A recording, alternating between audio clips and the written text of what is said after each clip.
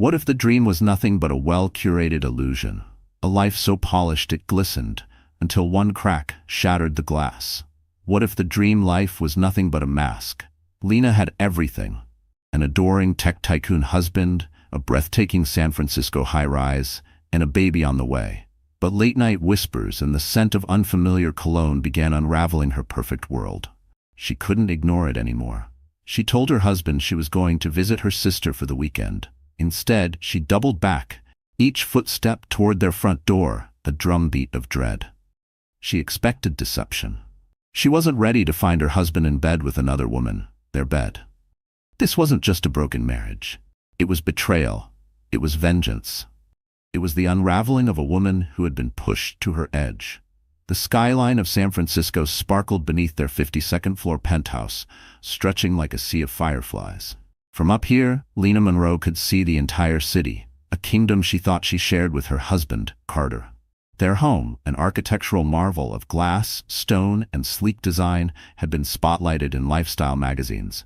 Their life? A carousel of elite galas, exclusive exhibitions, and weekend yacht escapes that drew envy from every corner of their social circle. Carter Monroe, 36, was a self-made mogul in the renewable energy sector. His firm, Monroe Innovations, was both praised and feared in business circles. Lena, once a museum consultant with a deep love for modern sculpture, had fallen into his orbit 6 years ago. He was magnetic, he was driven, and he had seemed completely devoted, or so she had believed. Now, 7 months pregnant, Lena felt more like a fragile artifact under glass than the queen of this modern empire. The doubts had crept in slowly, a midnight strategy meeting that dragged until dawn. A scent, sharp and floral, nothing like her usual soft vanilla, lingering on his coat. The way he turned his phone screen just out of her view. It all whispered of secrets. Just business, love, he'd murmur, brushing her hair back with the same ease that used to comfort her. All this stress will be worth it when we're watching sunsets in Bora Bora next month. But the lies kept stacking. And so did the space between them. He was there in body, but his spirit had drifted somewhere far beyond reach. Their home, once filled with music and laughter, now pulsed with silence, punctuated only by the low drone of the air conditioning and the far-off whine of the city below. The moment of no return arrived on a Tuesday night. Carter had called, claiming he was trapped in a marathon video call with investors from Singapore. Meanwhile, Lena, craving a very specific brand of pickles she couldn't locate in their immaculate kitchen, decided to take a walk to a gourmet market a few blocks away. The evening was crisp and clear, the kind that made the city feel alive in a way Lena had missed. The fresh air offered a sliver of peace in a life that had lately felt suffocating. On her way back, she turned onto a quieter, tree-lined street in Pacific Heights, a neighborhood they rarely visited. That's when she saw him. Carter, standing outside an intimate, upscale wine bar named Bar Meridian, not with Singaporean investors, with a woman. She was stunning, tall, elegant, her jet-black hair cascading over a fitted crimson dress. She laughed, her hand brushing Carter's arm with a familiarity that hit Lena like a punch to the chest. She froze, her grocery bag suddenly unbearable in her grasp. It wasn't just the touch. It was Carter's face, soft, open, captivated. It was a look she hadn't seen directed at her in months. Lena ducked into a recessed doorway, her breath catching in her throat. Her pulse roared in her ears. She watched, heart pounding, as Carter leaned in and kissed the woman. It was slow, intimate. The kind of kiss that carried history. The ground beneath her felt unsteady. The man she had trusted, the father of her unborn child, was living a lie. Tears blurred her vision. She turned and walked, stumbled, back the way she came. The pickles were long forgotten. The lights of the city no longer sparkled. They pierced. Every street lamp seemed to spotlight her humiliation. Back in their sterile, polished penthouse, she moved like a ghost. She unpacked the groceries with shaking hands. Her eyes caught on the sonogram taped to the fridge, a fuzzy black and white glimpse of the child growing inside her. A fresh wave of nausea hit, one that had nothing to do with pregnancy. She knew she couldn't confront him, not yet. He would lie. Twist her words, make her feel unstable, irrational, just hormonal. Carter was a master manipulator. That's how he built Monroe Innovations, by reading people, disarming them, outmaneuvering truth with charm. No, she needed proof. Irrefutable, undeniable proof. That night, as she lay alone in their cavernous king-size bed, a plan took root. Bold, risky, like something from a thriller. But then again, her life had become a script she never agreed to star in. It was time to take control of the next scene. By morning, Lena was no longer the woman she had been the night before. The pain hadn't vanished, it lingered, raw and hollow in her chest. But now, it was layered beneath something colder: resolve. As Carter entered the kitchen the next morning, Lena greeted him with a calm smile, perfected over years of playing the loyal wife. "Morning, babe," he said, pressing a kiss to her cheek. She caught it again. That perfume. Sweet and sharp. Not hers. "Sleep well?" he asked casually. "Like a baby," she replied smoothly, voice even. "Actually, I was thinking, I haven't seen my sister in a while. I might drive up to Mendocino for the weekend. A little ocean air might do me and the baby some good." Carter's eyes brightened, a flicker of something she now recognized all too well. Relief. "That sounds great, Lena. You definitely deserve a break." "Think I'll take the Defender. It's more comfortable," she added, pouring herself a glass of orange juice to hide the slight tremor in her hands. "I'll probably leave Friday after my prenatal yoga class and be back Sunday evening." "Perfect," he said, too quickly. "I've got back-to-back Zooms all weekend. I'd be lousy company anyway." His reaction felt like a slap, quick, painless for him, but bruising in its implication. No hesitation, no follow-up questions, just relief. It was the final puzzle piece sliding into place. Not only was he hiding something, he was confident she wouldn't catch him. That confidence would be his undoing. His eagerness, the complete lack of hesitation, confirmed everything. He wasn't just cheating, he was making plans. And she had just offered him the perfect window. The following days were a masterclass in misdirection. Lena packed a weekend bag, stuffing it with prenatal books her sister had sent, neatly folded maternity sweaters, and her favorite lavender-scented lotion. She called her sister on speakerphone, talking loudly enough for Carter to overhear about her plans. She even booked a non-refundable facial at a wellness retreat and forwarded the confirmation to her email, just in case he checked. Every breadcrumb she left was deliberate. Her only ally in the scheme was Aaron, her best friend since college, a sharp-tongued criminal defense attorney who had always distrusted Carter. "Are you absolutely sure about this?" Aaron asked during a whispered call. "Because this could blow up fast. What if you're wrong? And what if I'm right?" Lena answered, her tone cool and sharp. "I can't bring a child into a lie. I need to know. I have to see it myself." There was a beat of silence, and Lena could hear Aaron's hesitation on the line, the worry behind her sharpness. Lena wasn't just investigating infidelity. She was unraveling the very fabric of her marriage. And deep down she already knew what she'd find. Aaron exhaled. "Then promise me you won't confront him alone. Call me the second you're out of there, please." "I promise." Friday afternoon came. Lena hugged Carter at the door, her voice syrupy and soft. "I'll miss you," she said, the words sour in her mouth. "I'll miss you more," he replied with a smile, resting a hand on her belly. He lied. Carter gently stroked Lena's belly. "Take care of our little one," he whispered with faux tenderness. The hypocrisy nearly knocked the wind out of her. She drove the Defender out of the private garage beneath their high rise, heading north as if she were bound for Mendocino. She kept driving for over an hour until she reached a rest stop just outside Petaluma. There, she parked the SUV, stepped into the convenience store, and bought a coffee she wouldn't drink. As dusk began to settle, painting the sky in shades of orange and ash, she waited for the prearranged car service to arrive. Lena left the SUV behind as a decoy and rode silently back into the city. The car dropped her off 3 blocks from their building. The doorman, Jorge, a kind older man who always remembered her grocery deliveries, was out on his dinner break. The security guard at the front desk barely glanced up as she slipped past with an old service entrance key she hadn't used in years. Everything felt surreal, like she had slipped into the wrong version of her own life, a version where the walls of her sanctuary were hiding secrets too grotesque to name. With every step, she wasn't just getting closer to a bedroom, she was walking toward the truth. Sharp and irreversible. Her heart pounded like a war drum as she rode the service elevator upward, each passing floor squeezing the breath from her lungs. This was it, the moment she couldn't undo. At the top, Lena unlocked the penthouse door with a physical key, bypassing the keypad Carter typically used. Silence greeted her first. Not peaceful silence, heavy silence. A silence brimming with tension and the thick, sweet perfume that now felt like an assault, stronger this time, mingled with the spicy edge of a cologne that wasn't Carter's usual scent. It felt like walking into a crime scene, only the victim was still standing, still breathing. Barely. She moved like a shadow, noiseless on the plush hallway runner. A half-empty bottle of vintage champagne sat on the kitchen island. 2 flutes beside it, one bearing a crimson lipstick stain.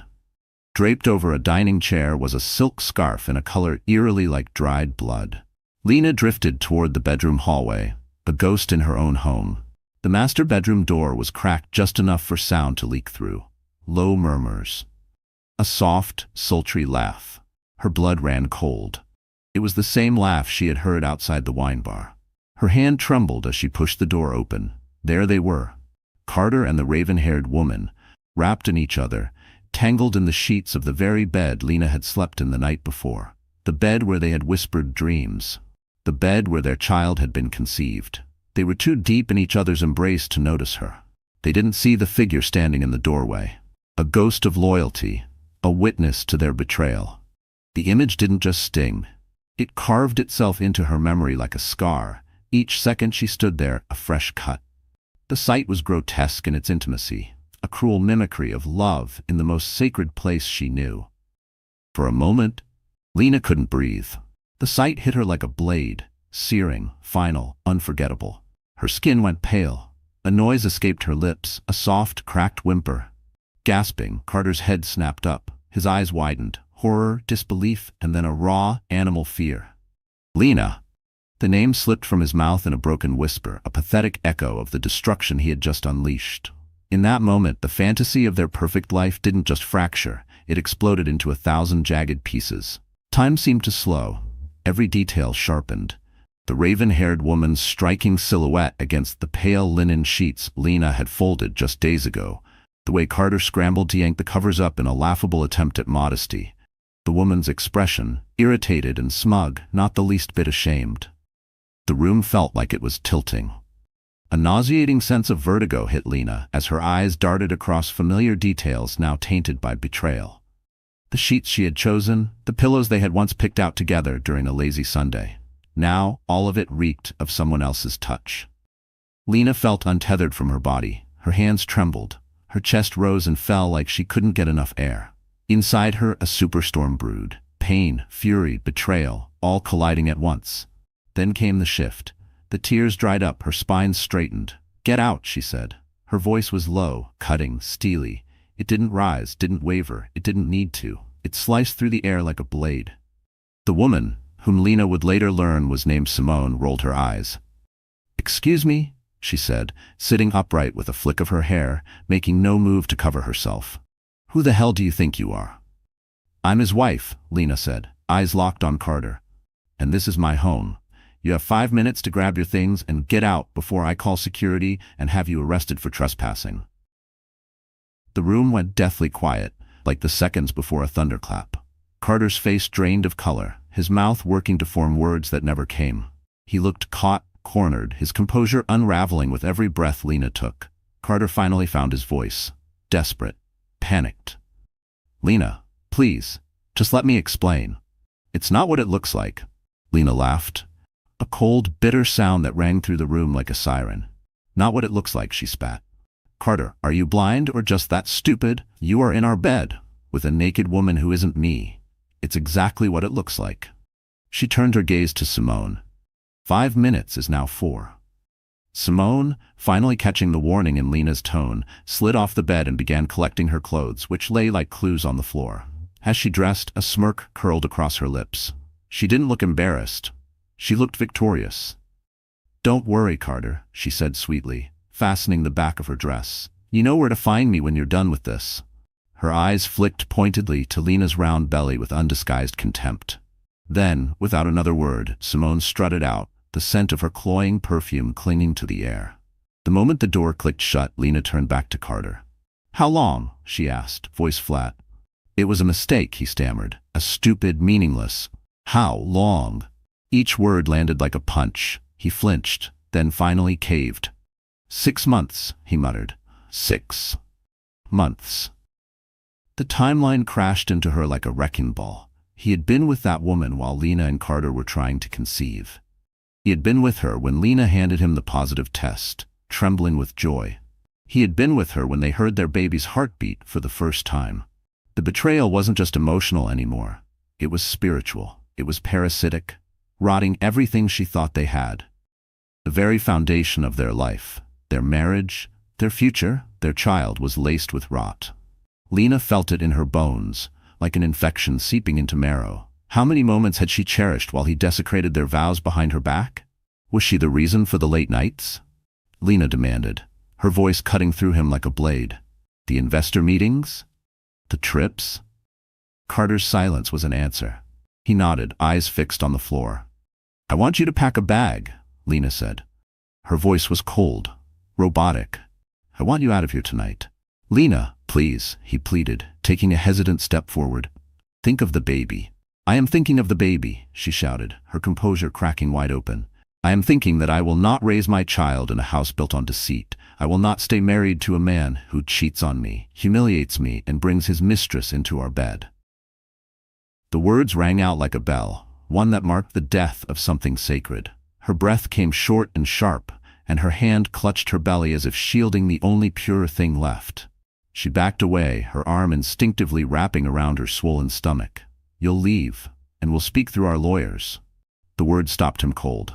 Lawyers? He repeated, stunned.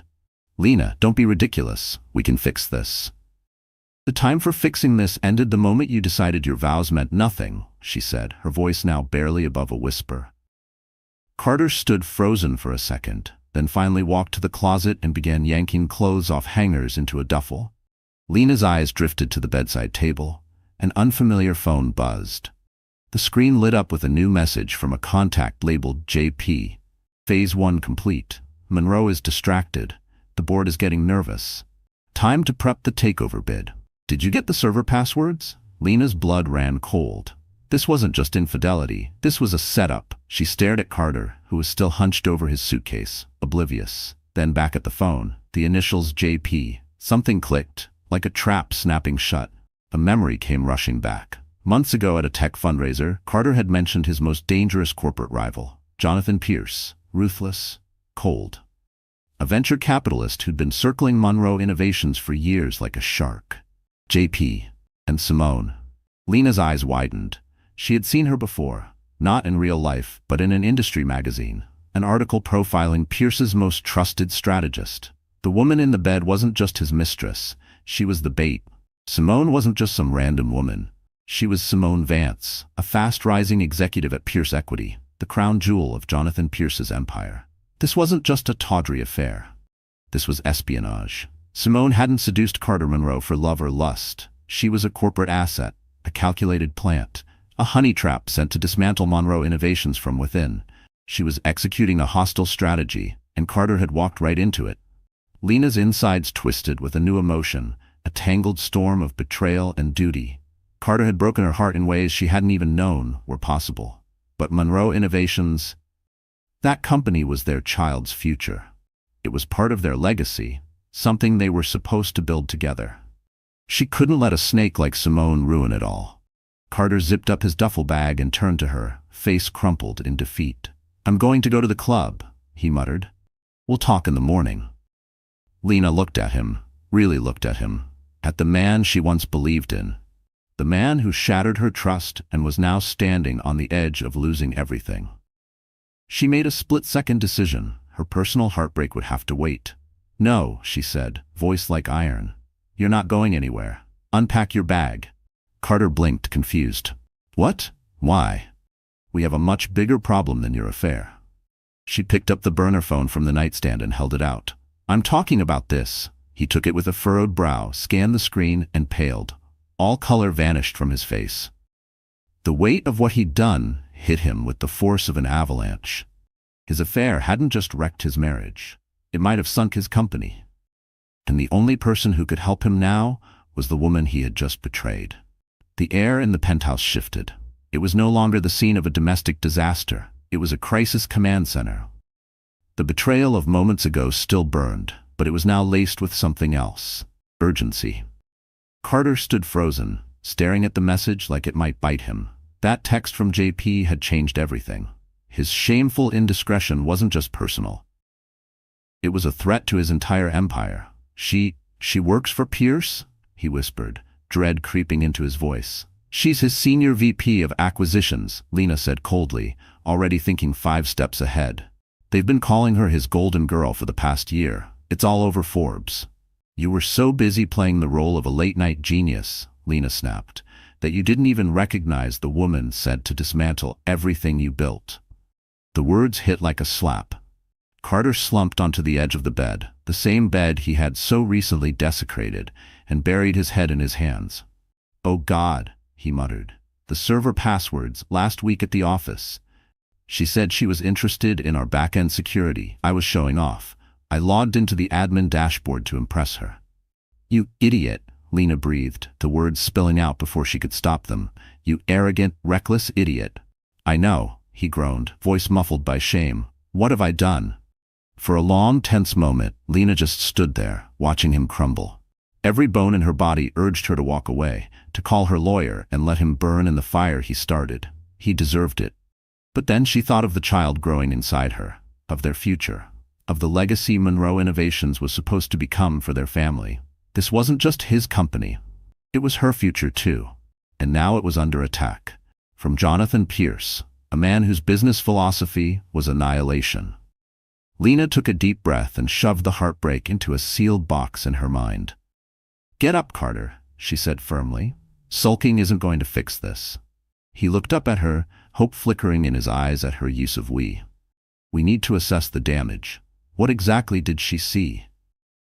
"She saw the admin dashboard," Carter said, straightening his back. "From there, she could have triggered a data pull. Client lists, proprietary code, our Q3 forecasts." He swallowed hard.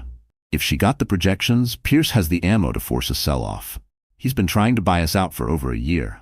The boards resisted, but if they see even a hint of instability and he waves those numbers around, they'll fold. He'll drive down the stock price and scoop us up for pennies." Lena paced. This was Simone's game. Seduce the CEO, extract the data, tank the company, and let her boss swoop in with a bargain basement offer. It's elegant in its brutality. "We have to fight back," she said, her voice sharp with urgency. "And we have to start now." "But how?" Carter asked, desperation cracking through. "He has the leverage." "No, he thinks he does," Lena countered, a flash of her old brilliance igniting behind her eyes. That same unshakable intensity Carter remembered from their early days. Before love, before marriage, before the empire.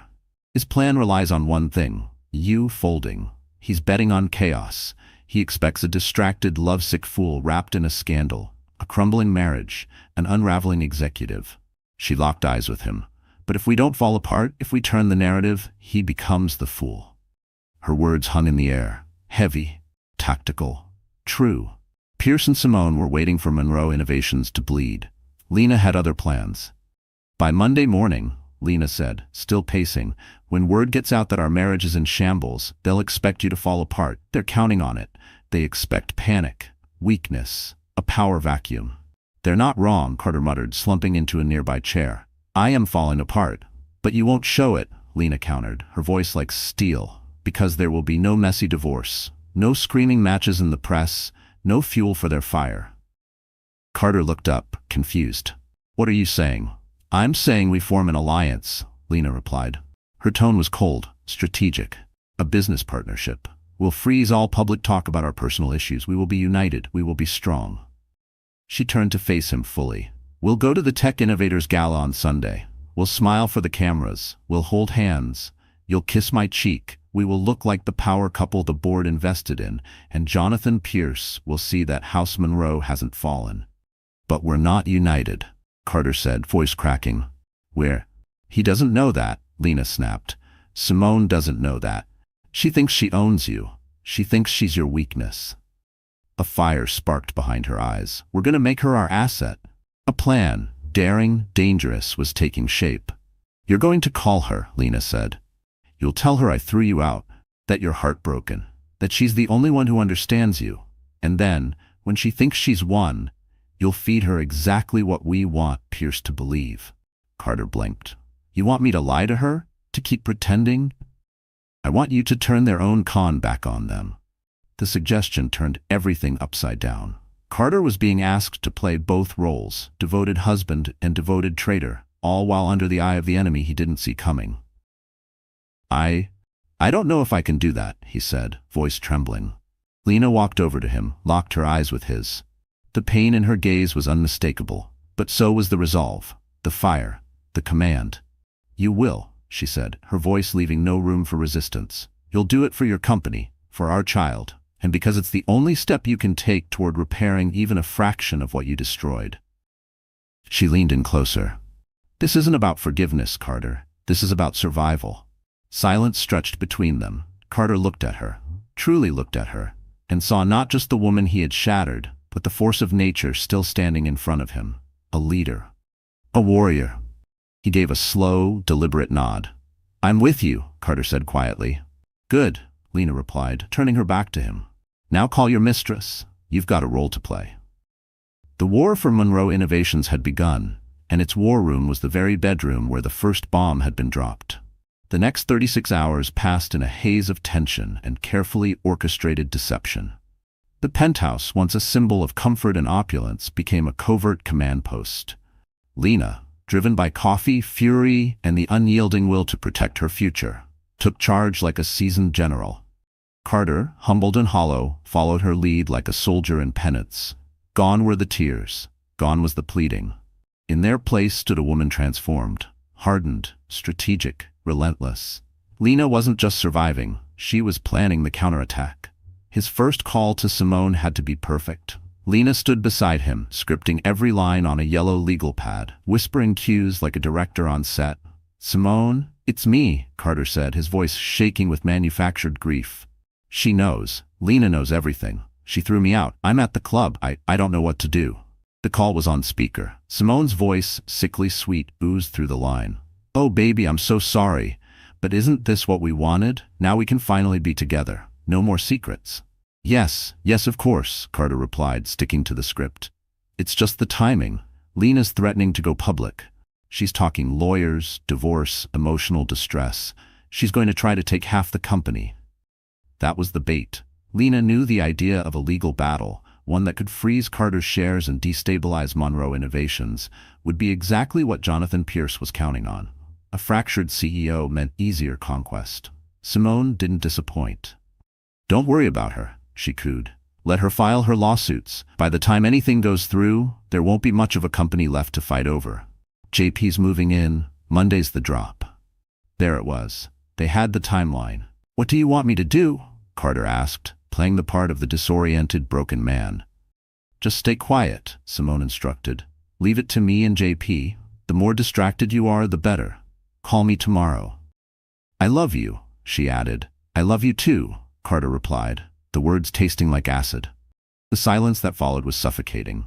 The weight of the performance, of every lie just uttered, pressed heavy on his chest. He wasn't just acting, he was finally seeing the full scale of the damage he'd helped create. As the call ended, he slumped back against the headboard, emotionally spent. Well done, Lena said, her voice flat, focused. She bought it. Completely. Now it was time for Phase 2. Phase 2 meant rallying their own allies. Lena insisted they loop in Marcus Thorne, Carter's oldest friend and Monroe's chief legal officer. But they wouldn't meet at headquarters. They needed secrecy. In the sterile quiet of their penthouse, Marcus Thorne, stoic, razor-sharp, listened in silence as Carter laid it all out, each damning detail guided by Lena's steady hand. The affair, the breach, the stolen data. Marcus's face remained neutral, but Lena saw it, the flicker of disillusionment in his eyes. The weight of betrayal wasn't just personal. It was professional. So let me get this straight, Marcus said, his voice crisp. Pierce plans to leak the Q3 numbers to scare the board, rattle the market, and launch a hostile takeover Monday morning. Exactly, Lena replied, stepping in before Carter could. But what he doesn't know, she continued, is that we're on to him, and we're going to flip his own playbook against him. Her plan was bold, dangerous in its elegance. They would let Pierce leak the Q3 earnings. The dip in stock? Expected. But Monday afternoon, after the bell closed, they would unveil something massive, something to make the Q3 numbers irrelevant. "Carter," Lena said, "you need to call an emergency board meeting for Monday morning. The leak will happen. Let the panic set in, but our real move comes after." "We need a counter-narrative," Marcus added, catching on fast. "Something with gravity. Something that tells investors we're 5 moves ahead." Carter finally leaned forward, the gears in his head turning again. "Project Helix." Lena arched a brow. "Our AI platform. It's been in stealth mode for a year. It's 6 months ahead of schedule. Beta is functional. Real-time language processing. Predictive automation. It'll triple our back-end efficiency. Nothing like it exists." "Is it ready?" Lena asked, laser-focused. "The beta is. We could do a demo live. Secure." "Perfect," Marcus said, his eyes gleaming now. "Let Pierce leak the storm. Then you launch the future. The stock won't just rebound, it'll skyrocket. His lowball bid will be a joke." Lena didn't smile. Not yet. Her mind ticked like a metronome, measuring risks, timing steps, calculating each move like a grandmaster eyeing a checkmate. The battle wasn't won, but for the first time she could see the outline of victory. All that remained was the final act, the Tech Innovators Gala. Sunday night, the biggest event of the year. And they knew Pierce and Simone would be watching, circling like predators. "This is it," Lena told Carter as she stood before the mirror, adjusting a stunning emerald green gown that flowed around her baby bump like a silk banner. "The most important performance of our lives." She looked radiant, commanding, not a victim, but a storm cloaked in elegance. Inside her, a storm brewed, not of anger now, but of resolve. She would walk into the lion's den wearing defiance like perfume. Carter, in a tailored tux, looked at her with the kind of reverence that only came when you realized you'd nearly lost the one person who could still save you. She was magnificent. He had almost traded her for a lie. As they stepped into the gala, camera flashes erupted like fireworks. They smiled, held hands. Lena's hand rested on her belly. Carter placed his over hers. They were the picture of unity, of power, of a future still intact. Across the ballroom she saw them. Jonathan Pierce, the corporate predator in a custom navy suit, and Simone, cool and smug in crimson. Lena didn't flinch. Let the game begin. Simone stood across the ballroom in a gown of fierce, blood-red satin, elegant, predatory. Her gaze locked on them, and for a moment, Lena saw it. Confusion. This was not the unraveling, humiliated couple she had expected. Throughout the evening, Lena and Carter played their roles flawlessly. They mingled with tech CEOs, laughed with investors, and spoke lovingly of their upcoming baby moon. Every movement was intentional, every smile weaponized. And then, near the champagne fountain, they crossed paths with Jonathan Pierce and Simone. The air crackled with tension. "Carter," Pierce greeted, his grin shark-like. "Looking well." "Feeling great, JP," Carter replied, hand resting firmly on Lena's lower back. "Big moves coming." Simone leaned in, her tone hushed and sharp. "What are you doing?" she hissed. "I thought we agreed." "We're keeping up appearances," Carter murmured back, hitting his lines precisely as Lena had coached. "It's for the board. Don't worry. It's all happening. Implosion's right around the corner." He gave her a subtle wink. Lena watched it with a clenched jaw, but smiled. Simone's suspicion briefly faded, but Lena knew the seed of doubt had been planted. Later, while Carter was sidetracked by another CEO, Pierce approached Lena by the balcony. She turned, drink in hand, spine straight. "You're a hell of an actress, Mrs. Monroe," he said, voice like polished steel. "I'm afraid I don't follow," she replied smoothly, sipping her sparkling water. "Oh, I think you do," he said, his eyes gleaming. "But let me offer you some advice." He leaned in slightly. "When a ship is going down, smart rats don't rearrange the deck chairs. They jump." Lena didn't blink. "Thank you for the metaphor, Mr. Pierce. But you're mistaken." She smiled, wide and controlled. "This isn't a ship," she said. "It's a battleship, and you've mistaken my husband's kindness for incompetence." She paused. "We protect what's ours." Then she turned and walked away, leaving Pierce watching her, his smugness visibly rattled. The message had been delivered, the gauntlet thrown. All that remained was the final move. Monday dawned under a grim, gray sky. No sun, no comfort. The atmosphere in the penthouse matched the weather. Thick, tense, silent. Lena and Carter didn't speak. They didn't need to. They moved like two soldiers preparing for war. There was only one mission left: survive. They sat in Carter's home office, where a massive screen displayed a grid of muted financial news channels. The room was silent, save for the gentle clink of a spoon against Lena's ceramic mug and the ominous tick of a countdown clock marking the seconds to market open. 9:31 a.m. The opening bell rang. The attack began instantly. A red, breaking news banner slashed across every channel. Monroe Innovations, leaked Q3 reports signal staggering shortfall. On the ticker feed, Monroe's stock, MNOV, turned blood red. It wasn't just a number anymore, it was a gaping wound. Carter and Lena watched in frozen silence as it plunged. Down 7%, down 10%, then 15%. Carter's breathing grew shallow. A lifetime of sweat, sacrifice, and innovation imploding in real time. The phones began to vibrate, both his and Lena's. A storm of incoming calls, texts, and urgent emails lit up their devices like fireworks. Board members, investors, analysts. Panic had arrived. "It's happening," Carter whispered, his face ashen. He looked to Lena, grasping for the steel resolve she had carried like armor all weekend. She didn't look at him. Her eyes never left the screen. "Let it burn," she said. Her voice was terrifyingly calm. "He's running our exact play, line for line." "Marcus is managing the board," she continued. "They've been told to hold the line. No one moves until the noon emergency session. All they have to do is wait." By 10:15 a.m., the stock had hemorrhaged 22%. Carter's phone lit up with a name that sent bile rising in his throat. Lena gave a single nod. "Showtime," he answered. "Put it on speaker." Simone's voice rang out, buzzing with triumph. "It's a bloodbath, baby. We're watching it unfold from JP's office. The board must be losing their minds. He's writing the official offer now. They'll cave. You're almost free." "We've won." Carter took a breath, just shaky enough to be believable. "Incredible," he murmured, voice thick with faux awe. "You were right. I can't believe it." "I told you," she said with a purr. "Just sit tight. Let the old regime die. Our new life's about to start." He kept her talking, stroking her ego, playing the lovesick fool, while Lena listened beside him, ice in her veins. At precisely 12 noon, Carter stood in a charcoal black suit that fit him like armor. His face was composed. His steps were sharp. He entered the 75th floor boardroom of Monroe Innovations. Back in the penthouse, Lena remained seated. Their command post, their war room. Her fingers hovered above her tablet. Ready. Lena's moment would come later, when the cameras were rolling. For now, Carter stood alone. Inside the gleaming glass boardroom, the atmosphere was suffocating. The faces around the massive mahogany table were grim. Not just business grim, personal grim. There was betrayal here. Fury, and it was all aimed at him. At the head of the table sat Eleanor Vance, the board's matriarch. A woman in her 70s with the steel spine of a general and the memory of a ledger. She had backed Carter's father in the company's infancy.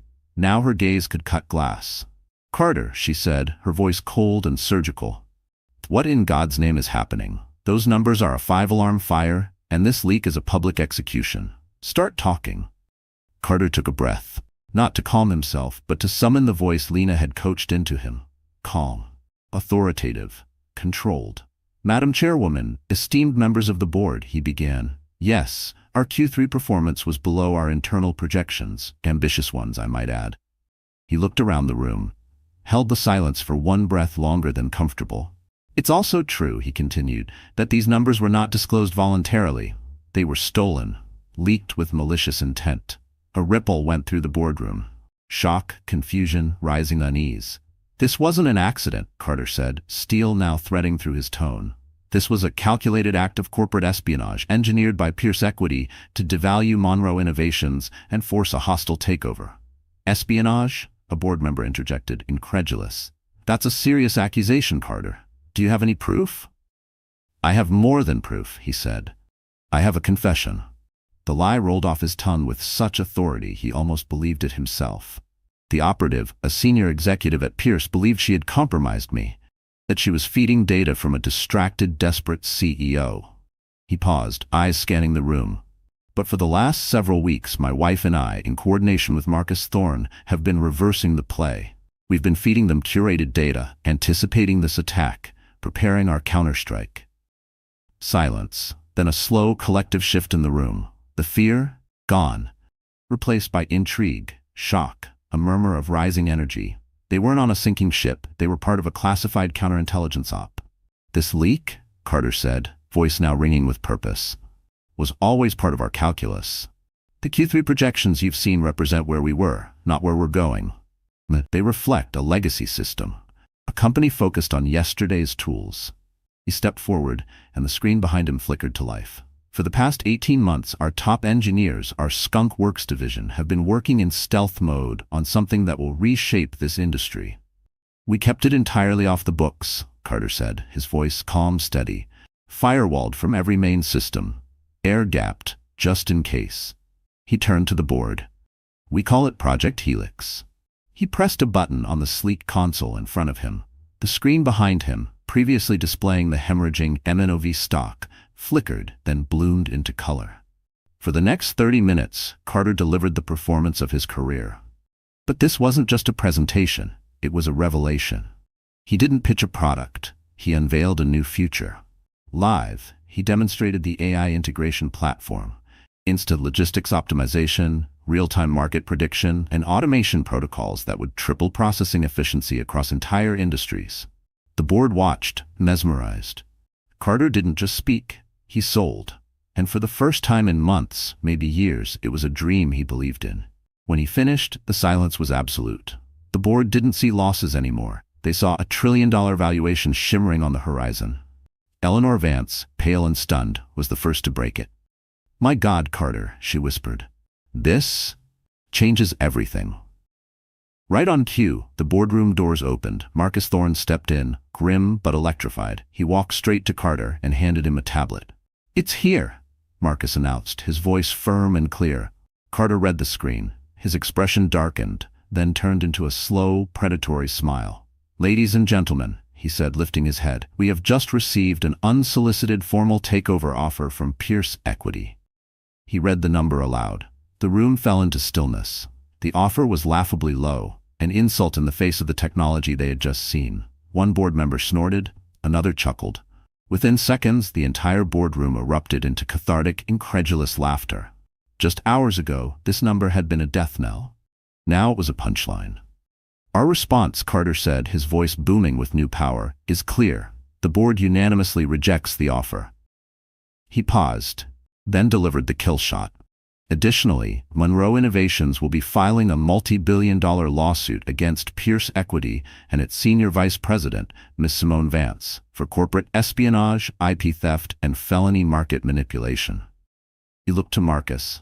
"All filings are prepared. Our press release, including the official launch of Project Helix, goes live at exactly 4:01 p.m. after close." This wasn't defense. It was retaliation. It was war. Across town, in the shimmering tower of Pierce Equity, champagne corks had already popped. But the toast was premature. The reckoning was only just beginning. Simone and Jonathan Pierce stood before a sleek wall of monitors inside the Pierce Equity war room, champagne glasses in hand, watching Monroe Innovations bleed. "He never saw it coming," Simone said, tapping her glass against his. "Poor, sentimental Carter, so easy to manipulate." Jonathan smirked. "Too easy." Then his phone buzzed. A news alert. He glanced at the screen. His smile stiffened. "They rejected the offer," Simone scoffed. "Desperation, nothing more." But then another buzz. And another. Monroe Innovations to sue Pierce Equity for corporate espionage. Carter Monroe unveils Project Helix, a groundbreaking AI platform.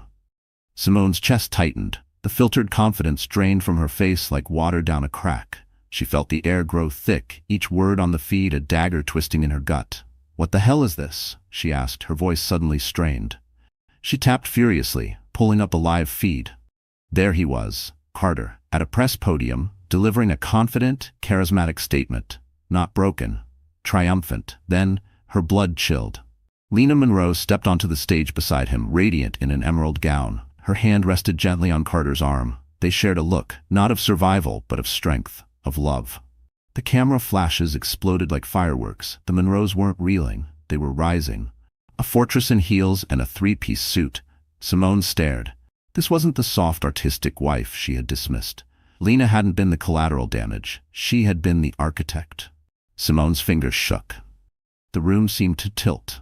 All the rehearsed composure, to seduce, to deceive, crumbled in that heartbeat. She was no longer in control of this stage. Simone turned to Jonathan, whose face was now dark with rage. His smug confidence was gone, replaced by something raw and seething. "They played us," he snarled, hurling his champagne glass against the wall. It shattered like his plans. "That bastard and his perfect wife, they played us." Simone's world collapsed in a heartbeat. She realized then that her role, the carefully constructed mask of dominance, had been a lie.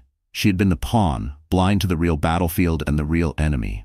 The betrayal cut deeper than anything. She hadn't been the seductress or the mastermind. She'd been the pawn, sacrificed in a war she never even knew she was fighting.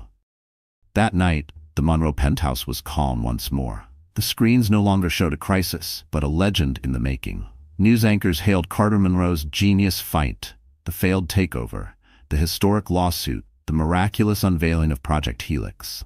Monroe Innovations' after-hours stock wasn't just rebounding, it was exploding, an all-time high. They hadn't survived, they had won, utterly. Carter poured 2 glasses of sparkling cider, hands still trembling with adrenaline. He turned to Lena. He handed 1 glass to Lena. She stood by the towering window, gazing out over the city, the empire they had just salvaged from the edge of destruction. "Thank you, Lena," Carter said, his voice tight with emotion, a blend of awe, remorse, and the brittle hope of reconciliation. "You saved the company. You saved me from myself. You saved everything." Lena didn't respond right away. She stared at the lights, the same lights that had mocked her just nights ago as she stood in the same spot, heart shattered. "I did what I had to do," she said, her tone stripped of warmth, "to protect our child's future." Her voice didn't shake, not with anger, not with grief, only the steel of finality. She hadn't saved him, she had salvaged what was hers. No pride, no triumph, only clarity. The fragile truce that had united them through the storm had served its purpose. It had held, and now it dissolved. Carter took a step forward, hesitant. "Lena, after everything we just did, what we accomplished, can't that mean something?" She turned slowly to face him. Her eyes were resolute, calm. They held no trace of the strategist who had just helped him defeat their enemies, only the quiet devastation of a woman who had once trusted him completely. "There is no us, Carter," she said gently. "The arrangement is over. The performance is done. We saved Monroe Innovations." She paused. "Now we handle the divorce." The word hit him harder than any market collapse. "No," he breathed, devastated. "Please don't say that. Look at what we can do together. We're extraordinary." "We are extraordinary in a crisis," she replied softly, "as partners in business. But a marriage, a real marriage, that's not a boardroom deal, Carter. It's built on the quiet hours, on loyalty when no one is watching, on choosing someone over and over again, and you didn't." She looked him dead in the eye. "You didn't just break my trust. You shattered it. You brought a snake into our home, into our bed, into the future we were building for our child." She set her untouched glass down on the table beside her. Final, decisive. "I want you to leave, Carter. For real this time." She looked out the window once more. "My lawyer will reach out to Marcus in the morning. We'll keep things civil, for the baby. But this is over." Carter stood in silence. The war had been won. But now, in the stillness of their penthouse, he finally saw the wreckage he had caused. The cost of betrayal wasn't just counted in dollars. It was counted in what he would never get back. Carter had saved his empire. But in doing so, he had irrevocably destroyed his home. As he packed his bag for the second and final time, the weight of his mistakes bore down with brutal clarity. He had underestimated Jonathan Pierce. He had been a fool for Simone. But the gravest, most ruinous miscalculation of all, he had underestimated Lena. And that was a mistake he would spend the rest of his life and a fortune regretting. Lena Monroe was no victim. She was a queen. She had defended her kingdom, protected her heir, and claimed her future without flinching. She didn't just save a corporation, she reclaimed her power.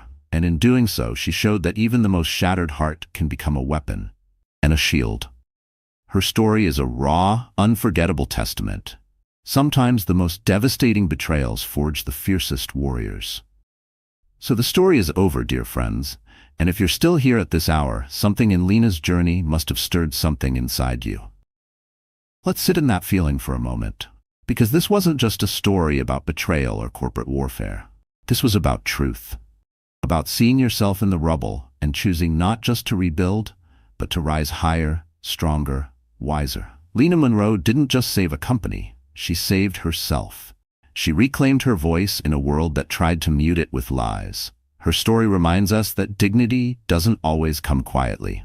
Sometimes it walks into a boardroom in heels and shuts down the storm with a single look.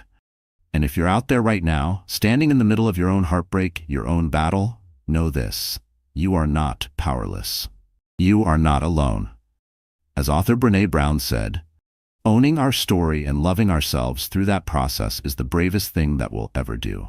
Let Lena's courage remind you, survival is not the end. Power comes in what you do next, in how you choose to heal, to protect, to lead. If this story moved you, resonated with you, even a little, do me a favor: like, share, and subscribe. Because someone else out there might need this reminder too. Someone else might be quietly watching, waiting for proof that their strength isn't gone. It's just waiting to be called upon. Let's keep telling stories that hold up a mirror. Let's keep finding pieces of ourselves in others. And let's never forget, even the most shattered heart can become a shield. Until next time, take care of your heart. You never know when it'll be the source of your greatest power.